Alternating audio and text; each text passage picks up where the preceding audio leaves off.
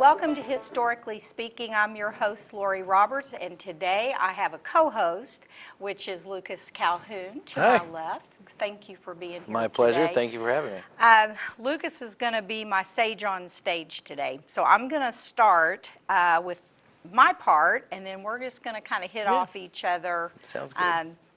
The parts that he's done his research on. But today we've got a really interesting story. I think you're going to enjoy it. It's from a time in Indiana history that we're not the most proud of, but it's something that we need to tell and bring awareness to what really happened here when Indiana was part of the frontier.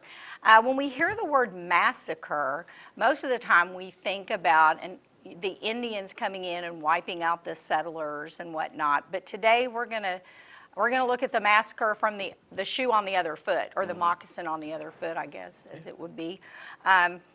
So we're gonna pick up where we left off with our Corydon story. And that story left off in about the year 1821. And so we're gonna bump it up to 1823. Indiana is still what we would call a frontier. When we talk about Indiana as being a new state, there are still people coming into Indiana. A lot of these people are coming from Ohio or back in Boston. Some are coming up from the Cumberland Gap. So Indiana is a hodgepodge of settlers who have different backgrounds, different religious beliefs. Some have no religious affiliations. And we also have Native Americans or Indians who are still living here. And so we're going to start the story in 1823. It's November. A small band of Indians have come to an area from Ohio, and they've come here to Deer Lick Creek. And the reason they're here is because they're trapping for furs, which is what a lot of the pioneers would have done. They've come for the maple syrup. And so the Indians have traveled from Ohio. They've made a camp beside Deer Lick Creek, which is in what is now Pendleton, Indiana. And Pendleton, Indiana is the site of Fall Creek. And Deer Lick Creek would have been a small tributary that ran off of Fall Creek. And so if you can imagine, this creek during most of the year would be you could walk across it. But when the weather is like what we've had, where we've had a lot of rain, when I took a little side trip to the area, we had flooding. And so the water was so deep that you couldn't walk across like you normally could. Probably when the Indians were here, they could travel back and forth across the creek. Now there were 5 Indians who came, maybe 6, depending on what newspaper or what account that you read. There were 3 men. One's name was Logan, the other was Ludlow, and Madowell or Mingo. There were also reported to be 3 women. We don't know if these were their wives or sisters. In my account, I don't know. Did you? No, they were kind of forgotten. Yes.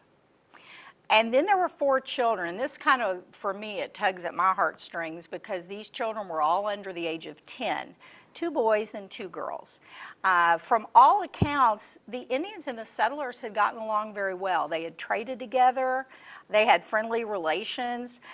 In one of the accounts, they had called the chief, Logan was considered their chief, and he was even said to be a friend of the white men. So by all accounts, there was not any problems prior to the event that we're getting ready to talk about until some tensions broke out between Ludlow and some of the settlers, mainly James Hudson, Thomas Harper, and John Bridge Sr. And this was leading up to the days of the attack.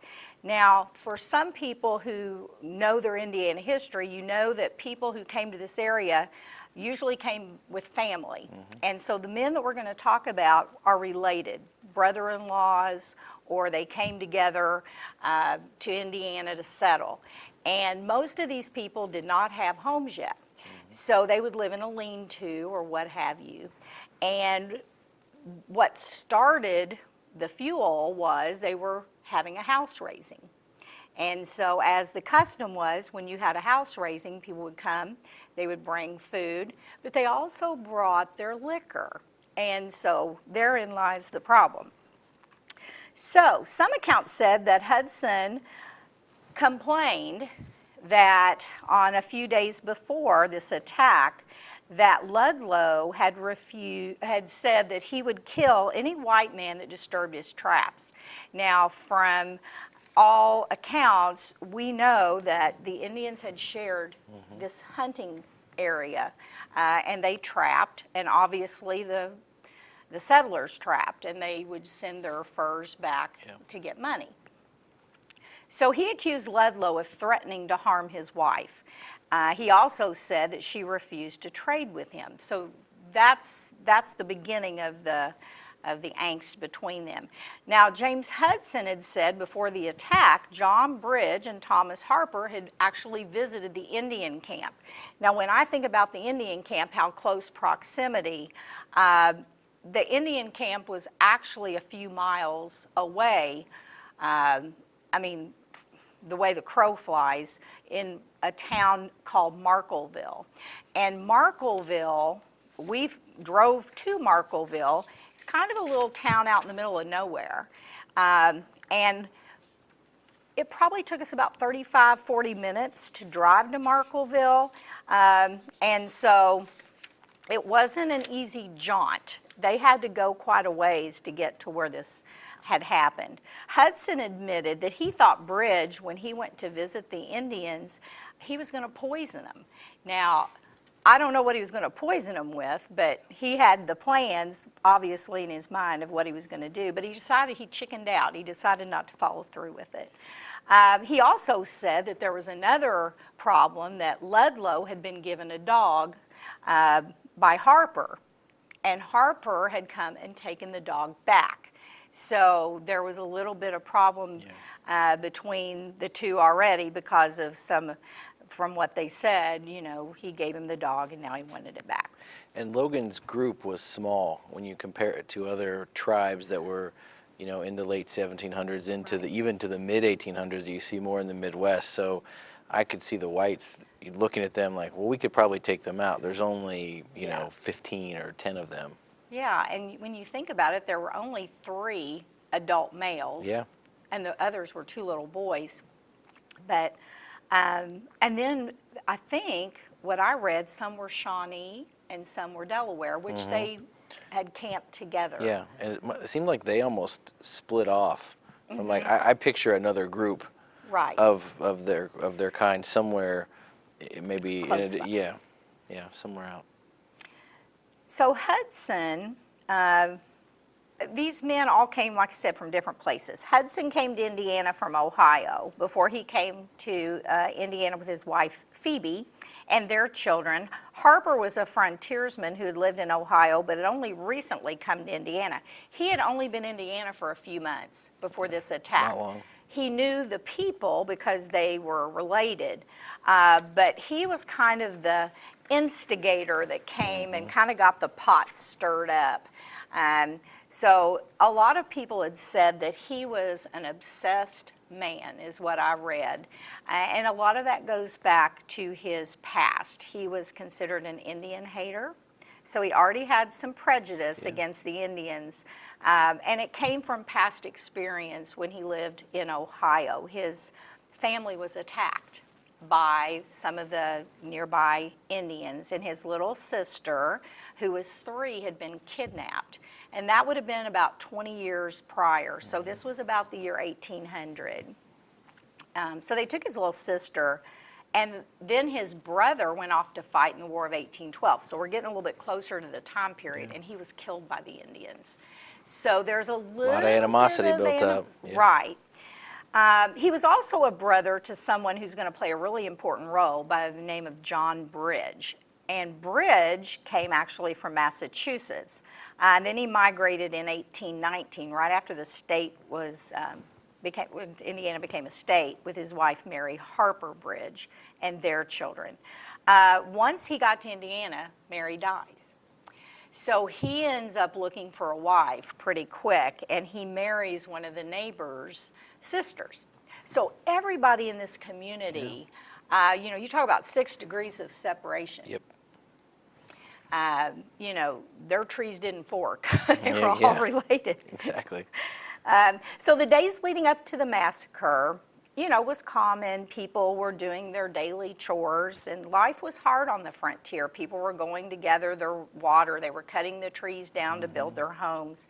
And then on the morning of March 19th, 1824, this house raising started. And they were going on about their business. And of course, as they start working, they start drinking. And Thomas Harper and James Hudson and a man by the name of Andrew Sawyer and John Bridge Sr. started discussing the situation of the Indians living nearby. And they also had drank quite a bit that day. Didn't need a lot to get stirred up. No. And we have to remember there had already been a little bit of a twist in that Harper had taken the dog back. Yep.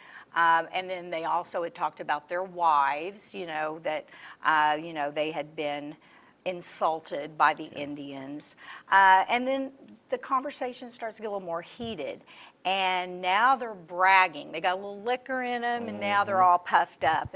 And they start bragging that they would kill any Indian who stole their property or threatened their wives. Now, we don't know what had happened prior to this. Yeah. And you'll speak more on to what happened in the trial, and they'll bring that out. But we really don't know if there had been other instances where they had reason to, say if they threatened or whatever. So on Sunday, the day before the attack, Sawyer came to the farm of James Hudson and said that 2 of his horses had come up missing. And he asked if he could have help in recapturing the horses. So obviously Thomas Harper, Andrew Sawyer, and his son Stephen, John Bridge Sr., and his 2 sons, James and John Jr., who is 18, and a youth by the name of Andrew Jones, all decided, we'll help you find your horses. So they go out and they look in the area near Fall Creek. Now, like I said, Markleville was probably about 30 minutes by car. So you can imagine, we're talking, half a day easily. And so after they couldn't find the horses and they came back, they decided, it's dark, we'll go back out the next morning and we'll start searching again. So on the morning of March 22nd, they decided, all right, we'll start searching again for the horses. At some point, James Hudson begins to suspect that Thomas Harper and Andrew Sawyer had been discussing what they were going to do to the Indians. And their conversation started to lean towards there was going to be some harm done. And even if they didn't take the horses, there had to be something done about the Indians. So that morning, a group of men came to the camp, and there was Ludlow and Logan down by the creek. I'm sure they were probably either cleaning fish or it's hard doing their daily routine. Just doing what they normally would have done. The women and the children were in the camp. Now, McDowell was away checking traps. And from what I've read in the accounts, some counts are a little bit different, said that he was maybe half a day away checking traps. So that would stand to reason why, he wasn't right there when all this took place. So Hudson and Sawyer asked Logan and Ludlow, hey, we've lost our horses. Would you be willing to help us track down Andrew Sawyer's missing horses? So the Indians confer, say, sure, we'll help for a fee. Now they were smart because, they needed money to buy things as well. So they said, yeah, we'll do it for 50 cents each, which was a lot of money. Yeah, it was. So I'm thinking 50 cents, how far were they going to go for 50, how long were they going to help them look? So the amount was agreed upon, and from the, what the witnesses talk about, they all agreed, we'll go with you. They were laughing. They go off into the woods, and they travel for, 30, 40, 50 minutes, and they come up on an abandoned cabin. Now, obviously, somebody had some liquor stashed in that cabin because that's where they stopped off. And another thing that I thought was odd, all of the men had brought their rifles and their long, their Bowie knives or hunting knives. The Indians had nothing. Now, I would say they probably had knives on them, but I don't know for sure. But from what I've read, the Indians were unarmed and the men were heavily armed. So right there we know that it's kind of an unfair fight. But at some point they stopped and they start drinking. And obviously they were already 3 sheets to the wind before they started because they said that they had been liquored up the night before. So here they were, this hunting party, and after they drink at this cabin, they divide off. One group takes Ludlow, the other group takes Logan. So Logan joins Hudson, Bridge Jr., and Jones, while Ludlow went with Harper, Andrew, and Stephen Sawyer, and James Bridge. Now, after a while, James Bridge gets probably a little nervous because they're already talking about what they're going to do. Yeah. And so James Bridge leaves the group and goes back to his home. And his brother, who is the 18-year-old, gets in on the action and joins up. Now, as Logan walks ahead, the 3 men in the back kind of let him keep walking, and they're kind of hanging back. And from the way the story's going to go, it's not going to end well for Logan. Hudson shoots Logan in the back. Now, right there, he's not showing any kind of aggression. He's helping him look for his horse, and for whatever reason, Hudson shoots him in the back. Bridge Jr. takes the butt of his rifle and then strikes Logan in the back of the head. And then, if that wasn't enough, overkill, he takes out his knife and stabs him. Now, the men know that even though they're out in the middle of nowhere, somebody's bound to have heard the gunshots because there are cabins. Yeah. And so they drag his body into the woods and they cover it with rocks and leaves and whatever they can find. Now, the place that they are murdered is really in the middle of nowhere, as I said. Now, as we were traveling, we found the marker and you're right out in the middle of, pardon me, in the field. And as I looked around to see, we're talking quite a time change. Over, 200, almost 200 years. Yeah. There's houses and farmland, but you can see off in the distance there's woods. So these men would have been traveling through lots and forest, I would say. Way more dense than you would even think now. Yeah, the trees would have been closer together, so obviously you would have had a place to hide out. So the men, as they continue on their merry little way, there's the other men that are on the other part of the trail. Harper shot Ludlow in the back. The other men watched. They did nothing. Ludlow's body was never found from the accounts that I have, and you may have more to share on that. Now, the men, with the exception of Hudson, all go back to the Indian camp. And this is the part that really bothers me, because the women would have given them no problems. Oh, yeah. Defenseless, I'm sure, and then these children, but they went back and they attacked the women and children. They left all of the women but one dead. At that time, they thought they had killed all of them. So when they left this woman, they assumed that not only were the children killed, but also all the women. And again, do you know, was it 2 for sure or 3 for sure? Because I've seen both. I couldn't get a determination, but it was either one of those two. Okay. So we'll go with 3. At the time, they thought they'd killed them all, and it was during the massacre of the women and the children that McDowell comes back. So he comes in on them trying to kill the children. And from what I've read, he was probably wounded. They still had, shots. So he escapes. One of the men even talks about him escaping into the woods, and they never do find him.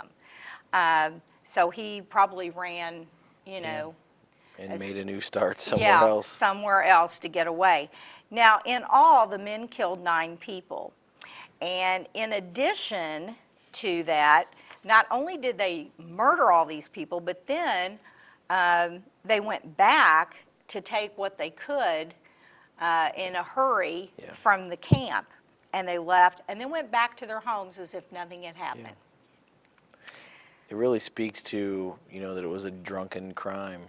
That they were, we're going to get caught, so they started doing more to cover themselves, but also speaks to the disregard of all the people involved. Like, we'll just go back to our house after we've looted them and far taken. Let's just say that the dog was taken, that type of thing. They far exceeded in value what they took from them than they said was taken initially.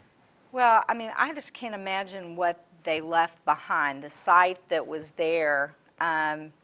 There were reports later in the day that people had heard gunshots. And so probably because the sound traveled so far, it's hard telling how far these people would have come from. But it says they were concerned.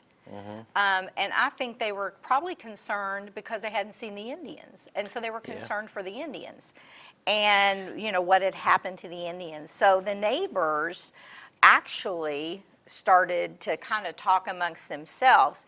A lot of them in the area had overheard conversations from the people in the Sawyer and Bridge homes that prompted a search. So they know that the Indians are normally at Deer Creek Deer Lick at the campsite. But they didn't go until the next day. And so here this massacre scene has already been one day. Now we're into the second day. And a little boy by the name of John Adams, who was the son of Abraham, had spent the evening at the Bridge home. Now he was staying overnight with one of the sons. So we don't know if there was younger sons in the home because I assume so. When you have a sleepover, And because he had remarried too, so the new wife may have had children more of a younger age.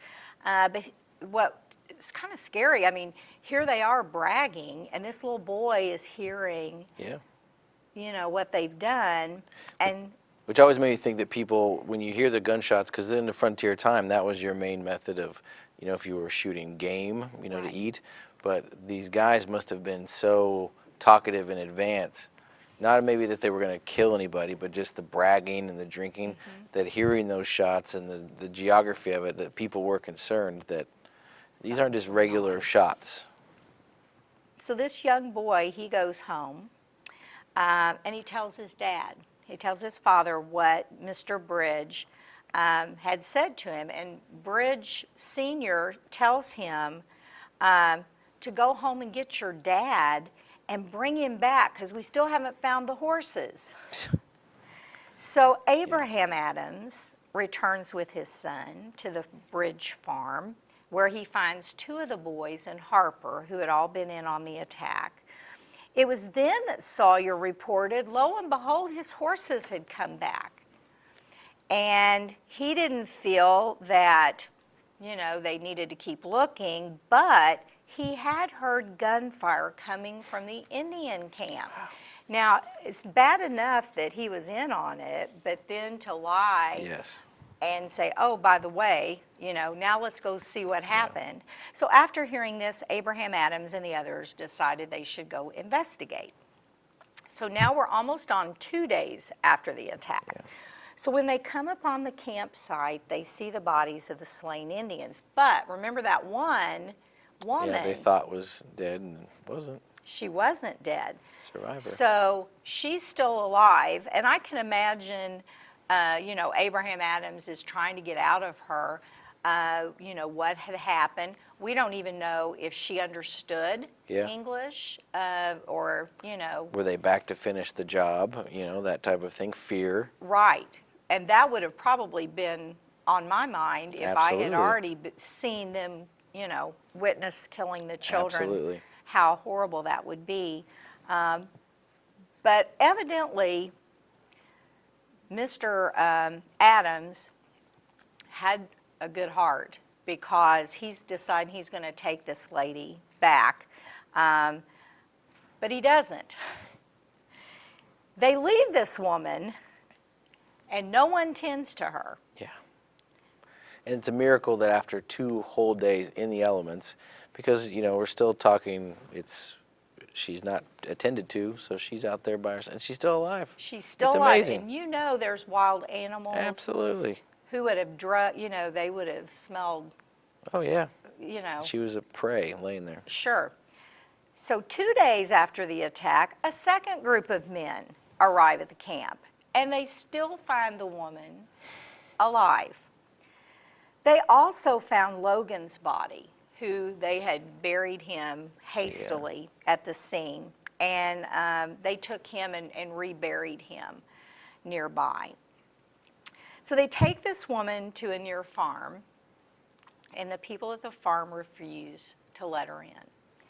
And I can imagine that at the time, like I said, you had people who possibly were like Harper. They had had other encounters with the Indians, and maybe they thought, no, if she's in our home, somebody's going to come back to retaliate. Yeah, maybe if it's a trap. Yeah, But and it's so such out a of bummer fear. because they came upon this grave scene. So it's not as though she was setting them up. It's clear she survived this grotesque Right. action. Now, to add insult to injury, she was then taken to the bridge cabin where she died later that day. Now, my 8th graders, we studied a little bit about this to go along with Yes. what we were talking about, and that was one of the things we talked about. The lady Yeah. was really strong enough to survive those 2 days. 2 in days the and 2 elements. nights. Yes, and this we're talking is in November. Yeah. So she had survived that, and then lo and behold, she gets to Yeah. a cabin and dies. Indoors, warm fire, all that stuff, and she just passes. So I've often wondered about that woman being there with the assailants of the children Yeah. and the 2, well, possibly 3 of the other men, and being alone in the home. You know, even though she possibly couldn't have spoken, they weren't going to take the chance. That's always what I felt, even when I read, you know, the book. So on Thursday, March 25th, 3 days after the killings, the authorities finally arrive to arrest Harper, Bridge, and Bridge Jr. However, Harper, the ringleader, the one who masterminded the whole plan, escapes into the woods. Now, he did go back, whatever they didn't pick up and shove in their pockets and whatnot, he went back and stole from them again after he had already stolen. He was never found by the authorities. Hudson and Jones and both Sawyer men were soon arrested shortly after. Now you can imagine all of the cabins nearby hearing that their neighbors had done this, because these people who had come from Ohio were Indian agents, you know, and so their job was to protect the people, but also to protect the Indians. Yes. You know, that was their job as well. So within a week, all of the men, with the exception of Harper, were in custody. And they were taken to this newly built jail. Now, when Doug and I were in Pendleton, I mean, we weren't very far from where the original courthouse was, from Fall Creek. And they said that, you know, they hastily built this jail because this wasn't just big news in Marion County. Oh, yeah. It made the newspapers all over the United States at that Yes. time. And so they had to kind of look like they were more than just a backwoods bunch of hillbillies. So Absolutely. they built this log jail to hold these men until the trial.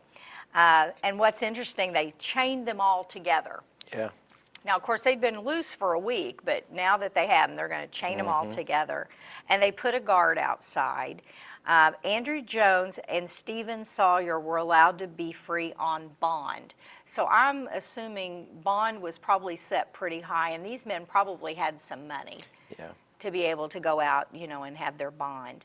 The young Adams boy who had been the At the sleepover. he turned state's evidence. So they gave him, immunity to testify against the others. So those who lived in the vicinity, they actually worried that the Indians were going to come back and start to retaliate. There were several who lived in the local villages, and they were Delaware Indians. So the news spreads, and as customary as, the time was, they decided that they would give them some kind of compensation. Do you know what they gave them other than monetary? Because I don't really have a lot on that. I didn't get into that in my research. All I know is they called for monetary compensation to the families. William Connor, who was their interpreter and community leader, came with John Johnston, who is our Indian agent for this area, who lived in Ohio at the time.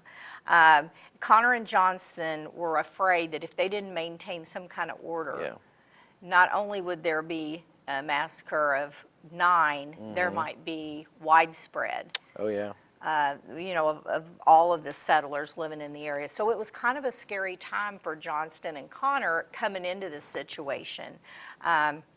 And so obviously they wanted to relay that the government would seek justice for these murders. And it's interesting how they worded it. They actually called it murder. Yeah. And for that time, that was, we know what's coming with the Indian removal and all that. So that's really important that we stress that. And so whatever they did to parlay that, it seems like the violence kind of died down, and everybody was waiting to see, what's going to happen. And so the threat of retaliation subsided. And so they're just waiting patiently for the trial, which you're going to give us some info on, which Absolutely. I'm looking forward to hearing. It's such an interesting story, and this is a story that I'm so glad we're talking about, because this isn't, in Indiana history, it's one that we're not proud of, as you'd mentioned before, but it speaks to a broader, not just Indiana, in the sense that I got from reading different things about this, is that it's almost like there was no manual. So people were, we have to build the jail. Oh, we better give them some reparations. Oh, we better, make sure this trial looks more formal. And that's where I come in. So we're in Pendleton. We're in the Madison County Courthouse. And 7 of the state's top lawyers were hired to begin working on this case. And it's interesting, too, that no one knows really who paid the bill and who foot the bill for the legal fees, because 7 lawyers is a lot. For even like the dream team. Exactly. It's very OJ-esque, in the sense. Some of the main players, Calvin Fletcher and Martin Ray, who was a brother to the Indiana governor at that time, James Brown Ray, they led the defense team. And for the prosecution, U.S. Senator James Noble was appointed special prosecutor, with James Gilmore and Cyrus French as well. They were local and they were helping. And it's interesting today, because if there was, there's such a structure to the judicial system, and even, there was structure then too, but you wouldn't have an acting U.S. senator most likely not be asked to come in and serve as a special prosecutor. They would have, way other, scaffolding pieces in play. I found that to be interesting. So the trials were postponed until 1824 because the judge, William Wick, was sick. And you talked about the log jail. I love the idea of this log jail, and you wouldn't be surprised, because it's similar to homes that were being built. People escaped, and they were caught each time. And then again, I like to compare things to what we know, because this is almost 200 years later. Incarceration is so much different. There are, of course, rules on how prisoners are treated, but the layers of incarceration, the process of even getting to the courthouse. There's a lot of layers, and these guys were, at times chained together, but just in this cabin, Yeah. hanging out. Well, and justice was more swift. Absolutely. And they Yeah. knew that. Yeah. They knew that it wasn't going to be a very long time before. No. And I love, in the olden times too, some accounts I've read as I was doing research for this, compared to where the trial was, sometimes counties built their courthouse where the jail, if there was a window, faced where the execution was going to be. So it was like a mental Reminder. game, reminder, like, yeah, this is probably your end result here, man. So the 5th Judicial Circuit Court of Indiana opened in Madison County on October 7th of 1824. And again, just to give a time comparison, we're, 4 years into Indiana's statehood, so we're not talking about, the state's not been around that long. And the state law at that time said that the time the court had to complete its work was 3 days. Yeah. So you're talking about a major case without, a lot of, obviously we don't have the forensic team and the, Netflix documentaries explaining all the court comparisons, but 3 days to complete their work. And they were tried before a 3-member circuit court panel, as well as a 12-member jury was seated for the trial. And as you stated before, and it's so important to note, this really did generate like nationwide, tabloid, if you will, style journalism. And newspapers were the main thing, so people were glued to this. Right. And in a way, I think it gained because they were really going on trial. I think there were some people that were surprised. In some of my research, the thing that brought to my mind is some were other cases. Others were whites were almost brought to trial, but they weren't. And it reminded me of, with McDonald's back in the 80s into the 90s, they got sued for the hot coffee. Well, they settled out of court over 10 times before they finally sought it. So this was a big deal that this group of men were on trial. So October 8th, the scene is set. James Hudson goes on trial, as you talked about with the boy being the prosecution's key witness. But no, the defense did not call any witnesses on Hudson's behalf.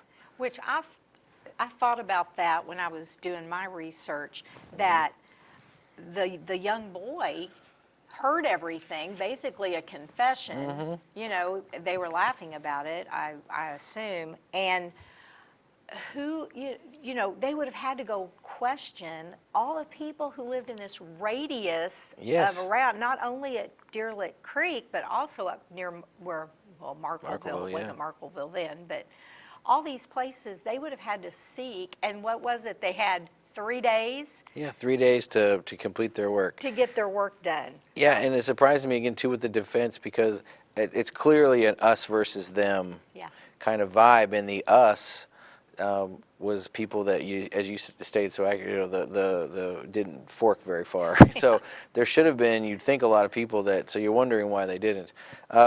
If you had to take a guess, and I know you already know this, but the jury took 1 hour to find Hudson guilty, which again, a lot of people were surprised. I would imagine that, witnesses at the trial or hearing the news would have been a hush, like, oh.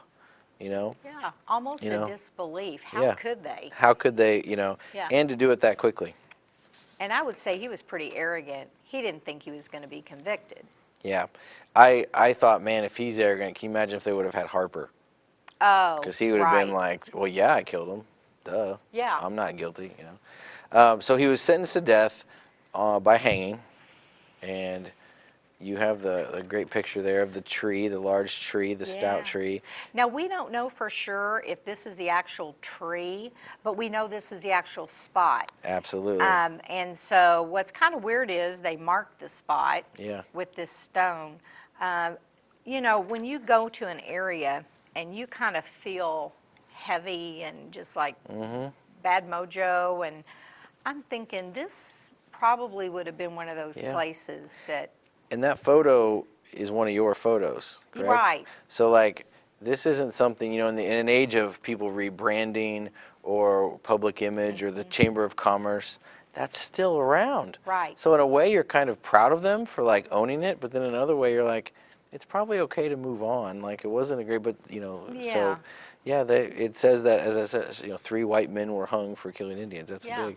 So, verdict made national news. So, and this was the first time any white man, excuse me, had been sentenced to capital punishment for the killing of an Indian. So that definitely put out on notice. And I thought, in my mind, was a surprise move. The court postponed trying the other guys. Do you think it was because of the time of year? It could have been getting up into the winter holiday and where they were wanted coming to- from, yeah. And Yeah. also to, kind of like, okay, you had your, again, the us versus them, you got your thing, let's just postpone the other ones. So Hudson appealed his case to the Indiana Supreme Court, and they were in court and holding session. And Chief Justice Isaac Blackford upheld the lower court's decision and rejected all the points of his appeal. Again, as a man in the 21st century, I'm reading this going like, wow, Yeah. how did they really, and I'm sure you were shocked too. Yeah. Like, you thought, well, they're probably going to overturn it. Nope. So, No, and the Supreme Court being in Corydon, you were further south. Yes. And, you're right there by the Ohio River, and a lot of people probably were not as maybe understanding about Indian massacres, because a lot of those people had come Yeah. from Kentucky where yeah. they had seen their share. I've wrestled and thought about this since you and I have been talking about this. And another aspect I thought of maybe they appealed is that Indiana was so new as a state that if this is the word that goes out, then hopefully it could generate peace Right. in the state, which, I could see them using that as a rationale. Hudson was in jail for only 2 days, and he escaped. At first I wondered when I was reading this, oh, he probably had help, at least getting out. But then he goes and he hides beneath a floor for 10 days. And he was recaptured out of, coming out of this cabin seeking water, frostbite, dehydration in a bad way. So I kind of had this feeling as well that maybe the people in his world kind of turned on him. Because you think if he could just kind of get pushed back into his community, maybe he could get help and then move on. Yeah. Because we weren't talking about the law enforcement wasn't able to set out a big dragnet and catch him. So he was taken back to jail. New date of execution, January 12th, 1825. Now you've been to the scene, and we were just talking about this, and you said the mojo was kind of it's an interesting vibe there, where he would be set up. Is there any other stuff you want to share about the scene? Where the tree is located, behind that, the Fall Creek is right in front. And so you're looking, if you're on the opposite side of the creek, you see the hillside that is behind it. The hillside today, behind that is a cemetery. Oh. And I think one of these guys He's interred there. goes up. So, when you're standing there and you're looking at the tree and you're thinking, this would have been such a big deal. All the people would have come in their buckboard wagons. I can see the undertaker having the pine box ready, and probably he rode on it. Yeah. To get to the gallows. So it's just a bad vibe. You're standing there and you think, wow, this. And you are a not good. tremendous lover of history, but it's striking. You felt that when you're there. Oh yeah. And again, we're almost 200 years later. and Yeah, that still grabs you. It pulls at you, and Yeah. and to know when we were in Markleville, we're those little children, and I've got grandchildren about that age, so I'm thinking, good grief, Yeah. that would just be horrible to come up on that. Yeah, and the So. why kept popping in. So he was carried to the gallows, not walked in on his own because body was physically beat up from his escape. In a matter of minutes, the noose was around his neck, and he was given the opportunity for last words. And I did some research. I thought there'd be something, but he declined. Yeah. And not even like a classic, it wasn't me or something, And he was hung and he was interred at the cemetery that's just north of the falls. So, this is, as we stated, January 12th. Now we're 4 months later, and now we're at the trial of John Bridge Sr., John Bridge Jr., and Andrew Sawyer. So that began in Madison County. Miles, Eggleston was one of the 3 judges presiding over the case. Oliver Smith was the chief prosecutor, and James Raridan led the defense. And as we were speaking before we went on air, it seems way less pomp and circumstance than the first one, as far as the state's involvement and because we're not talking. I mean, this is May, so it's months later, but we're not talking 4 years later. So I always just wondered why, they. Well, and I wonder too if they had already talked to all the people, got their jury set. And went for it. And went for it because so many people would have been talking about knowing that, the first one had already been hanged. And now we've got, and I think too, because these were younger men. These weren't the fathers. These were. Yeah. Minus senior, but the other guys are younger. Do you ever get this wonder too, like, do you think Harper rolled back in and was like hanging out and then left again? Because I mean, we're not talking like a police stakeout at his house. No, so he could have. No, he would have. I always wonder if he just came back or if he just, and then did he do it again? Well, after I got thinking about it, I wondered, because he escaped, well, he probably went back to where he was from. Yeah. I wonder if word traveled and he got his comeuppance. Yeah. I wonder if he got I hope so. nabbed before he got back. True. Yeah. I'd kind of like to think there was some vigilante I justice hope so. on him. Frontier style. Yeah. Exactly. I mean, like that. that's pretty hardcore, but I Well, kind of hope so. You add the kids and the women Right. into it. That was So a whole different aspect. Sawyer goes on trial first. Again, the time is so quick, 15 hours of deliberation. Jury says you're guilty. But here's the crux of it. Manslaughter. Manslaughter, not murder. And for the killing of the women. And his punishment was 2 years in prison and a $100 fine. And there's a number of things at play here. First, it speaks to the time women and children were not in the same category of men in regards to stature, which again is terribly unfair. As far as the women, excuse me, and then no mention was made about the kids. So he got 2 years for a manslaughter charge and that $100 fine. Now the $100 fine was a bit of a bite, but only 2 years when Hudson was executed. Right. And for a man, so it definitely didn't seem just, and again completely disrespectful, especially for how they were murdered.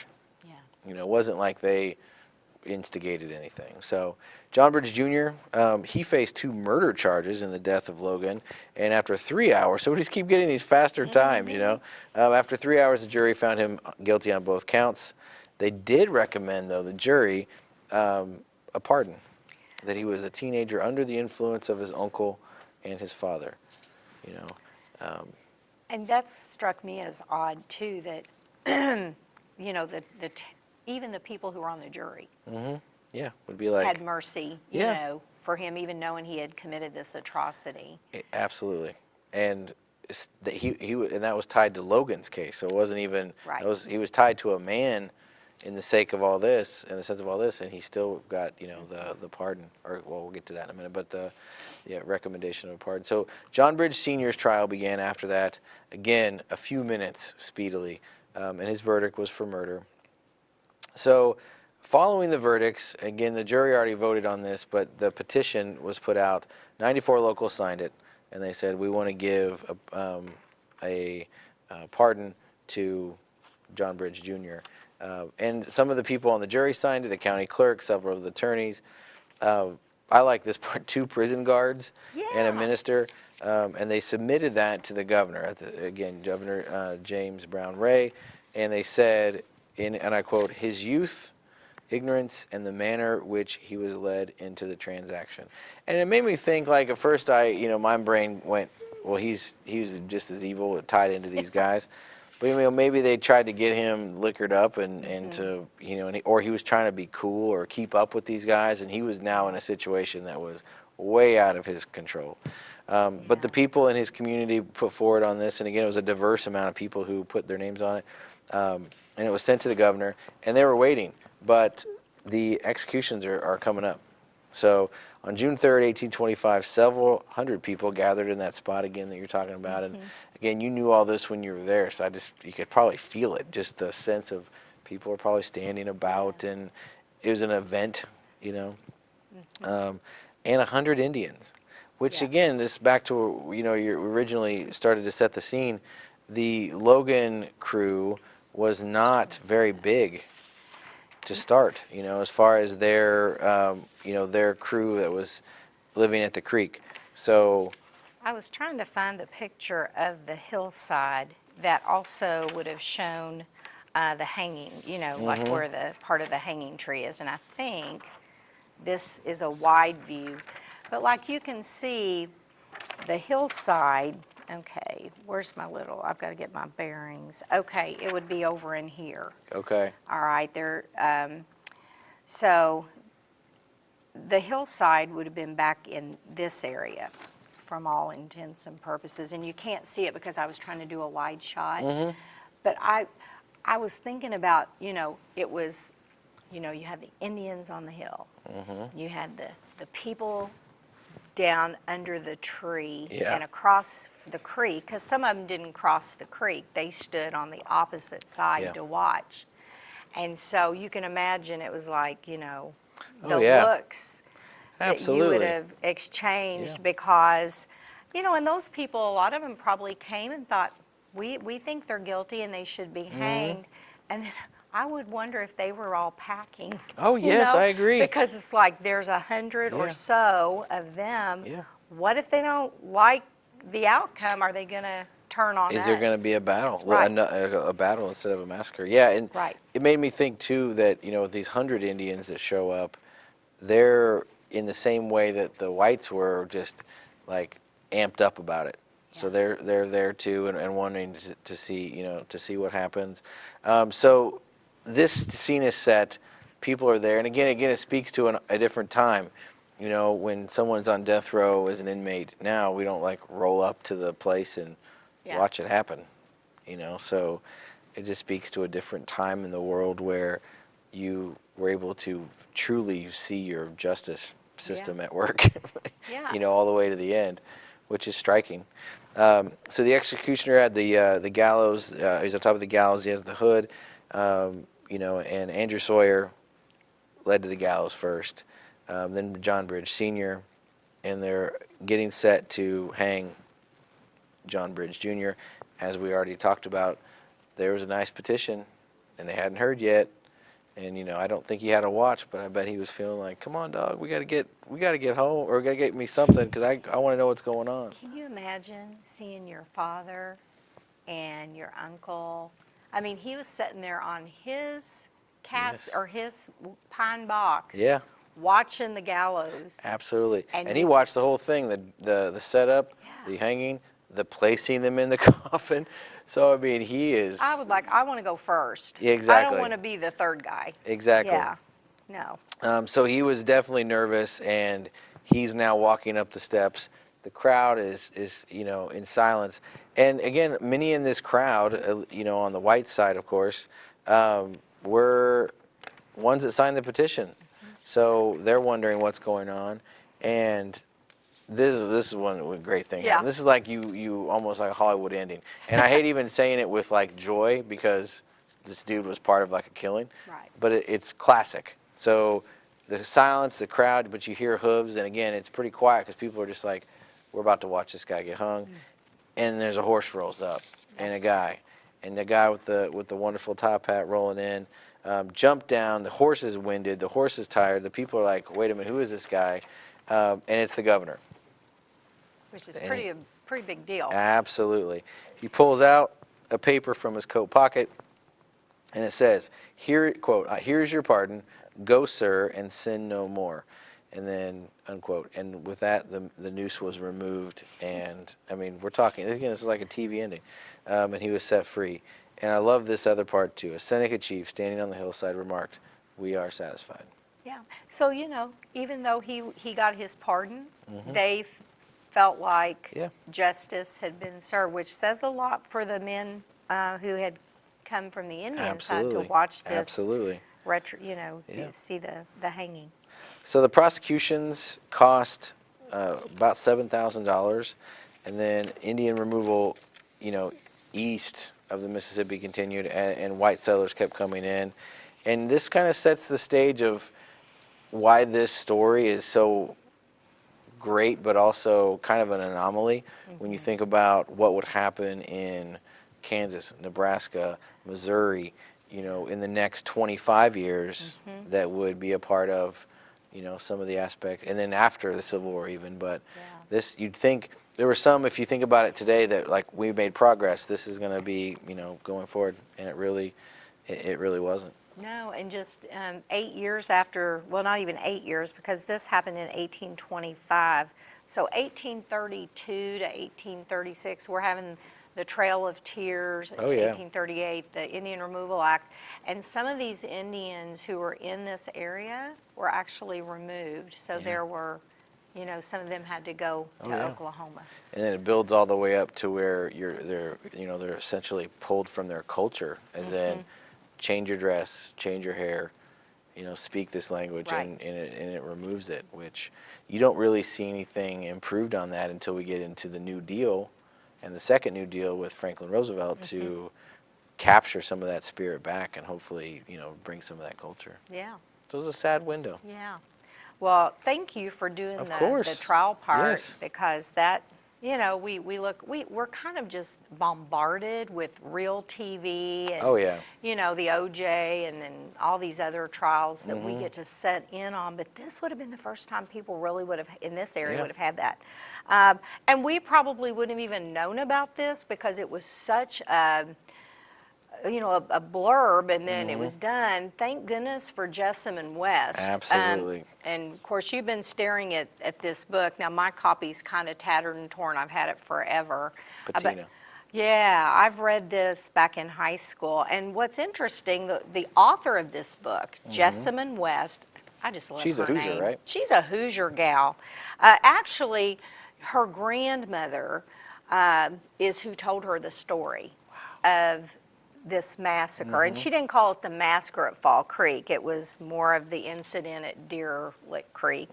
But Jessamine, her mother had taken her out west. They had moved to California, and her grandmother still lived in North Vernon, Indiana. And as she was recovering from having tuberculosis, her mother would tell her the stories that her grandmother had told her, because she had, been in the area. And so she put these stories, and especially this one interested her so much. Thank goodness she did a lot of research that we are able to have that. But she also has another tie. Do you know the other tie to her family? You gotta tell me. Okay. Her cousin was Richard Nixon, There you because their go. grandmothers, both Richard Nixon and Jessamine West's grandmother From was Indiana? a Millhouse from Vernon. At Richard Milhouse Nixon. And so the two of them, she kind of took some trips when he was president with the Nixons. Wow. So yeah, there's a little bit of a history lesson. Do you have anything else you want I to think we throw really in? covered it. Just again, that this was, you'd think this would have set the stage for more prosecutions. But it's also important, just as a long lens historian, to think this story, you could take the time period out. We could have told this story without dates, and we could probably think of incidents that have happened that are way past that in the future. That's the same story, where somebody said that this person did something, and you're blaming your frustrations at life or whatever on the other, and then you go hurt the other. Right. And then we go through there. I mean, you can see that into the, late 1800s, into the, Great Depression era, Jim Crow era. Oh, yeah. So. There's just, this just is a steamroll for what's coming. Yeah. Indiana's going to have some interesting history that we're yeah. going to tell about. I'm so glad to have you. Oh, Thank you I was so honored. much Thank you. Yes. for coming. Lucas Calhoun's principal at Shawswick Middle School, and thankfully he gave up some time Oh, it was my and pleasure. research to Yeah. come join me today. Our next show is going to go ahead in time a little bit to the Underground Railroad. Cool. We're going to travel to Madison. not on location, but we're going to talk about Madison. And my guest is going to be talking about the Underground Railroad and a book that she's written, and I'll just kind of leave it at that. And then the next story is actually going to jump ahead 20 years to this, the war between the states.